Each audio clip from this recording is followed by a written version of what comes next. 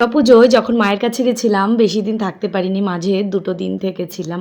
আসার সময় মায়ের জন্য খুব কষ্ট হচ্ছিল, আসতে ইচ্ছে করছিল না, মনে হচ্ছিল আর 2টো দিন থেকে গেলে ভালো হতো, কিন্তু এখানে তো দশমীর দিন বাড়ি চলে আসতে হবে, ওই কারণেই তাড়াতাড়ি করে চলে এসেছি।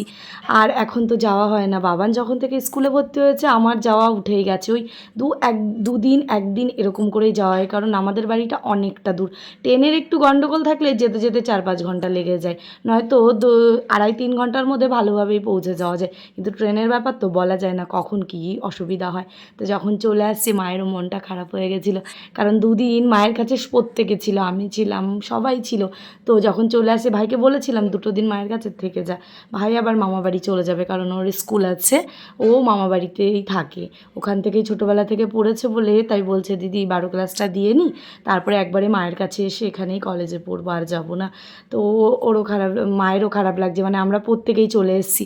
ভাই চলে যাবে রানাঘাট, আমি এদিকে বর্ধমান চলে আসবো, তাই টিকিট কাটতে চলে যাচ্ছে। বাবান তো আসতে চায় না, মামাবাড়ি গেলে ও একদমই আসতে চায় না, ওকে তো মিথ্যে কথা বলে নিয়ে আসছি যে চলো বাবান ঠাকুর দেখতে যাব, তো এই কথা বলে।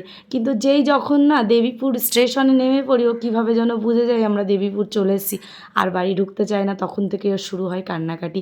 ভাইয়ের ট্রেনটা চলে আসলে এবার আমাদের ট্রেনটা।